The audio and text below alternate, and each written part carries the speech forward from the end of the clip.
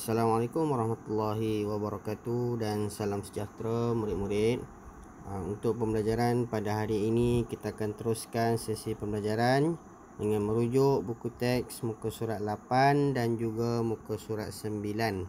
Okey, apa aktiviti yang kita akan lakukan hari ini ialah membaca dan juga menulis. Okey, kita rujuk dulu muka surat 8. Muka surat 8 ini aktiviti yang murid-murid perlu lakukan ialah yang pertama sekali murid-murid perlu membaca keseluruhan petikan dengan teliti. Okey. Kemudian apa yang berdasarkan apa yang murid baca itu, murid-murid perlu mengenal pasti nilai daripada petikan yang dibaca. Apa yang dimaksudkan dengan nilai?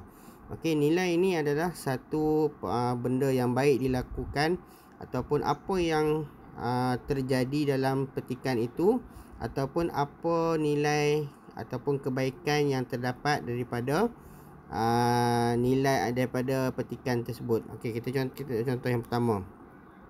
Okey, kita tengok rujukan perenggan yang kedua ni. Cikgu Muzalafah mendapat tawaran mengajar di Sarawak. Beliau akan mengajar di Sekolah Kebangsaan Kampung Petanak, Mukah. Beliau telah dihantar oleh keluarganya ke lapangan terbang antarabangsa Kuala Lumpur. Beliau akan berjauhan dengan keluarganya. Okey, berdasarkan petikan yang kedua ini, huruf yang dimerahkan ini adalah nilai daripada pernyataan berikut. Okey, kita tengok di sini. Pernyataan beliau akan berjauhan dengan keluarganya. Okey, berdasarkan petikan yang ditulis itu, nilai daripada pengorbanan dia berjauhan dengan keluarganya, dia perlu cekal kerana berjauhan dengan keluarganya. Okey. Setelah sampai di sekolah itu, Cikgu Muzalafah disambut dengan mesranya oleh penduduk kampung. Beliau mengajar murid dengan penuh kasih sayang. Jadi pernyataan kedua boleh tulis di sini. Okey, nilai daripada pernyataan kedua ni apa dia? Okey, semua murid akan beliau mengajar murid dengan penuh kasih sayang. Okey, maksud di sini nilai daripada situ adalah kasih sayang. Okey. Itu adalah nilai. Apa sahaja nilai yang baik, contohnya sopan santun, baik hati, tolong menolong, itu adalah nilai yang dimasukkan sebagai nilai yang baik. Okey, setelah kamu dapat kenal pasti apa nilai yang terdapat dalam petikan ni, kamu boleh rujuk buku aktiviti muka surat 10 untuk menyelesaikan tugasan. Okey, seterusnya kita akan terus ke muka surat 9. Okey, muka surat 9 ni senang sahaja. Peringkat permulaan, kamu baca petikan secara keseluruhan.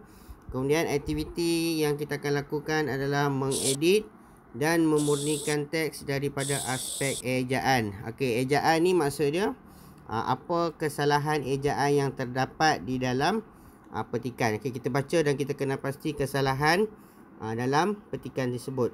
Okey, Encik Fauzi membawa Encik Mahzan ke rumahnya.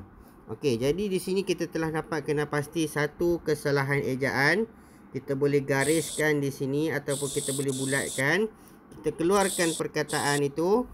Maksud dia kita boleh betulkan, maksudnya rumahnya. Okey, ini adalah kesalahan ejaan yang pertama.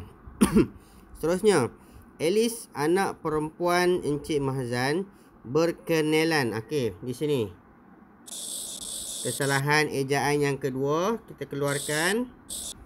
Okey, berkenalan. Okey.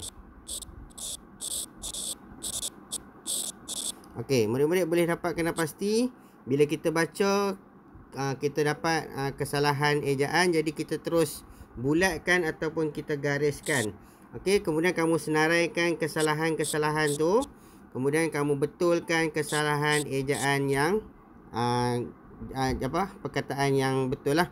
Jadi setelah kamu dapat kena pasti ni, kamu boleh rujuk buku aktiviti muka surat 11. Okey, kamu jawab soalan dalam buku aktiviti muka surat 11 dan juga muka surat 10. Okey, jika ada masalah boleh terus WhatsApp cikgu ataupun telefon cikgu. Sampai di sini saja kelas kita pada hari ini.